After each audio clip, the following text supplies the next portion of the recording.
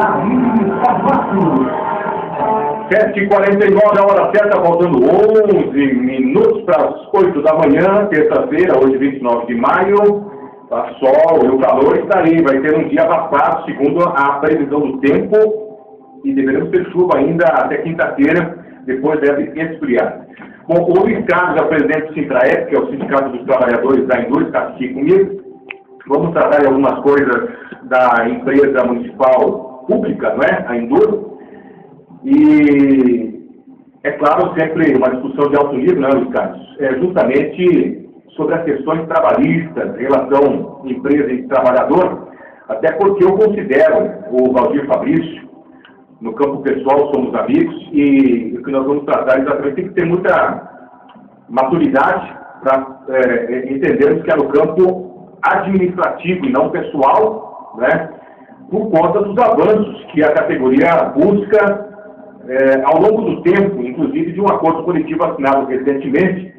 E nós estamos aqui acompanhando as reivindicações dos trabalhadores desde aquela época. Luiz Carlos, bom dia, satisfação tê-lo aqui no Café da Manhã da Integração. Bom dia, Luiz Carlos. Bom dia, Jair, bom dia aos ouvintes, né, em especial aos funcionários e funcionárias da Enduro que estão nos acompanhando, e quando não, os funcionários, dos familiares e amigos que repercutem, né? Uma audiência incrível hoje, então, Luiz Carlos. Como é que diz o caboclo? De orelha no rádio. Tem muita gente boa acompanhando e outras não tão boas assim, mas que também estão acompanhando, né, a gente nesse momento agora. Tá. O Ricardo, é importante que se trate as coisas de alto nível, né? E me parece que o sindicato tem que trabalhar nesse sentido, até porque não é uma coisa do próprio Valdir Fabrício, é uma coisa ao longo do tempo, de que a indústria precisa dar uma revitalizada, no meu entendimento, pelo menos pessoal, para atender melhor aos trabalhadores, pelo menos é o que eu entendo. Em termos de indústria, Luiz Carlos. Então, é exatamente isso. Nós estamos procurando essa evolução acordo após acordo, né? Desde o primeiro mandato que eu assumi em novembro de 2006 ainda, né? A gente tem procurado essa evolução e temos conseguido alguma coisa gradualmente, acordo após acordo. Nós temos evoluído em alguma coisa mínima ou um pouquinho maior, mas temos conseguido, como, por exemplo, o fim do trabalho aos sábados, o abono salarial. No primeiro acordo a gente conseguiu, né? Aliás, cabe frisar que esse abono salarial não é dado, assim, a empresa te deu, a administração te deu, foi o sindicato que foi atrás e conquistou, né? Que havia o abono dos servidores e a Endur estava excluída, e quando a gente assumiu esse mandato, nós fomos em cima, cobramos, fomos em todas as emissoras e conquistamos, né? Então, é conquistado e não dado.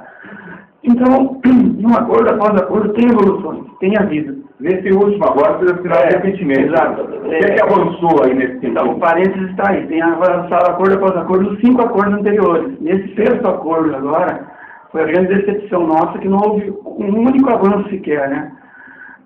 O abono salarial ficou congelado em 160, o INPC 5,47, apenas a inflação, e as outras cláusulas permaneceram como estavam anteriormente, né? Não houve nenhuma espécie de avanço nesse acordo coletivo, até havia uma expectativa de haver algum tipo de avanço, devido a gente ter ouvido falar muito do Valdir anteriormente, de ser uma pessoa ligada à igreja, pastor, uma coisa assim, voltada ao social. A gente esperava que esse social fosse efetivo na empresa pública, né? Que é o que a gente está precisando, é de uma administração voltada à responsabilidade social, à valorização coletiva dos funcionários.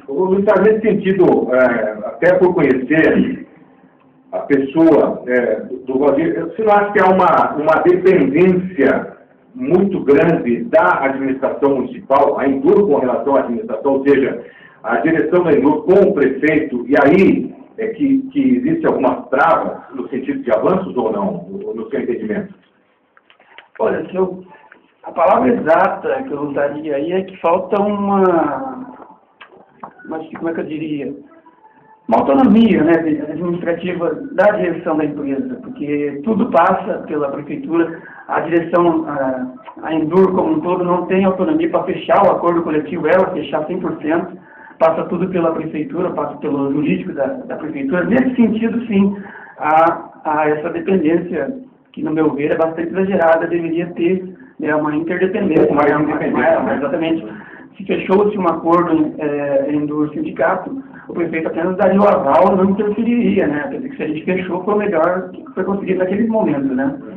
Mas eu vejo que há uma má vontade por parte do Valdir com todo respeito à pessoa dele anterior à Endur, mas na Endur, eu noto que é uma vontade administrativa dele em conceder os avanços que nós necessitamos. Você veja que são 10 pontos, 10 itens da pauta, você não conseguir avançar um item, que seja, para mim, eu acho bastante exagerado isso aí, porque o que ele disse? Ele disse para nós que pegou o bonde andando. Se pega o bonde andando, você pode dar alguma... Não tem investimento. O que poderia já ter sido acatado, por exemplo, pela direção, Luiz Carlos? Eu entendo que o abono salarial está extremamente defasado. E é uma coisa que mexe diretamente, né, com o salário. Está extremamente defasado e a explicação dele para não conceder é que a lei eleitoral que impediria de conceder avanços nesse acordo coletivo, avanços salariais e avanços no abono. Mas aí eu ponho em xeque... Mas não justifica isso? Eu coloco em xeque baseado no seguinte: por que em Toledo, na empresa pública, você não consegue dar ganho real e aumento no vale alimentação, que é o abono? Por outro lado, em Cascavel, na CETRANS, que pertence também ao município, o prefeito ofereceu 1% de ganho real e está também finalizando com o aumento do vale alimentação. Ou seja, a lei valeria apenas para Toledo e Cascavel, não? O Edgar Bueno está indo contra a lei e a indústria está certa? Ou o Edgar está dentro da lei e a indústria está mentindo para nós?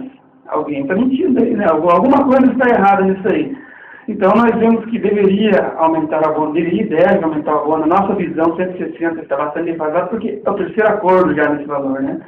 É o terceiro acordo que o valor está em R$160. Na nossa visão, deveria estar em pelo menos R$200, porque são 3 acordos já, né?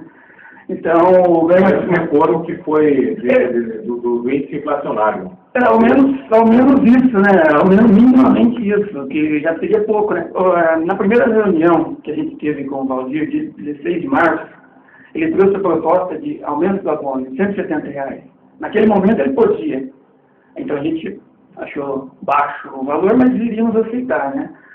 Dia 23 de março, dia 16, foi essa reunião com 170. Dia 23 de março, uma semana depois, ele já disse que não poderia conceder o abono de 170 baseado na lei eleitoral. Nessa reunião do dia 23 de março, ele ofereceu a reposição do INPC a cada 2 meses, repor a inflação a cada 2 meses. Bom, não vai o abono, então vai o INPC a cada 2 meses. Após isso, ele já retirou essa proposta também do INPC a cada 2 meses e colocou uma cláusula que dizia que a empresa poderia repassar a inflação, a critério dela, repassar a inflação, mas não colocava um prazo específico. Tá, vamos aceitar. Após isso, ele já disse que não poderia isso também. Ou seja, já virou uma palhaçada no nosso ver. Negociação séria não se faz assim, de você fazer uma proposta, você retirar a proposta, faz a proposta, retira a proposta. Tem que ser uma coisa séria. É aí que está o ponto que eu tenho uma séria crítica ao Valdir, essa coisa de propor e retirar, propor e retirar. Propõe o abono 170 no dia 16 de março, já em 3 já não pode mais. Diz que vai repor o NPC num período X, que seja, deixa a critério da empresa. Depois diz que já não pode mais, com parecer lá do Tribunal de Contas, lei eleitoral, etc. Então, ao meu ver, isso já vira uma palhaçada, né? Não quero usar palavras de baixo nível no teu programa, mas, ao meu ver, vira palhaçada. Você tem que fazer uma negociação séria. Pode, não pode, não pode. Não fica, propõe tal, retira tal, propõe tal, retira tal. Tem que ser uma coisa séria, né? Que nós, igual você falou, nós temos uma discussão em alto nível e queremos mantê-la em alto nível. Mas tem que ser recíproco. Nós concedemos, nós fazemos concessões, mas a empresa tem que fazer concessões. Não é só o sindicato, a parte do trabalhador, fazer concessões. Então, essa história de faço a proposta, retiro a proposta. Faço, retiro. Isso aí pega mal, extremamente mal. Tanto pega mal que nós já aplicamos uma voto de desconfiança sobre isso aí. Já está protocolado na empresa desde o dia 16 de abril esse voto de desconfiança. Que ele alega que ele não pode avançar pela lei eleitoral. Então, se atentasse a isso ano passado, eles têm jurídico para isso. Jurídico da Endur, jurídico da prefeitura, como passa tudo pela prefeitura. Antecipasse essa situação, né?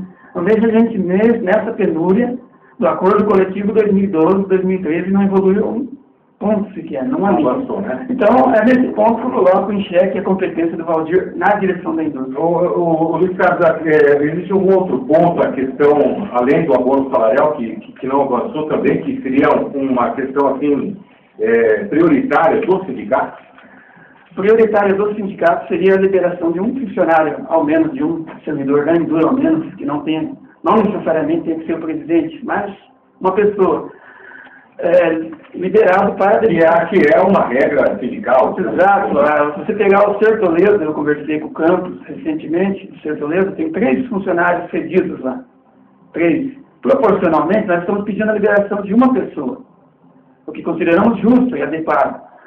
Então, não evoluiu isso aí, continua essa prática, que, ao meu ver, e ao ver da direção do sindicato, é uma prática antissindical. Isso vem ao longo do tempo. Ao longo do tempo que poderia ter evoluído na gestão dele, e o escravinato por tabela, né, que mantém essa política antissindical. Deve ser liberada uma pessoa para dedicação exclusiva ao sindicato, para você não ficar algemado, amarrado, né? Porque, veja, a Endur operacional, que tem administrado o sindicato, a Endur faz 44 semanais operacional. 44 de segunda a sexta, fora as horas extras que a empresa, muitas vezes, solicita ao funcionário. Aí eu te pergunto, qual é o teu tempo para dedicação aos trabalhos sindicais se você tem que trabalhar de segunda a sexta, às vezes sábados, para fazer horas extras? Qual o teu tempo disponível para as atividades sindicais, para visitar setores, para representar o sindicato em eventos, em reuniões? Precisa do tempo, precisa do trabalho em prol dos trabalhadores, né? Até porque você tem que ter o teu momento de lazer também. Quem assume o sindicato faz uma jornada tripla muitas vezes, que é sindicato, suas funções dentro da empresa e as questões familiares. Eu, particularmente, entendo pessoalmente que é uma reivindicação justa. Qualquer sindicato tem essa prerrogativa de ter disponibilidade de tempo dos seus dirigentes, pelo menos no caso aqui, um dirigente. Luiz Carlos, tem que fazer um intervalo 8h01, já voltamos. Vamos falar um pouquinho mais sobre a Endur. Tem uma questão aí também de uma funcionária, que você tem certeza que você quer falar sobre o assunto, que foi, inclusive, notificada pela direção da Endur. Já, depois do espaço comercial, 8h01, voltamos na sequência.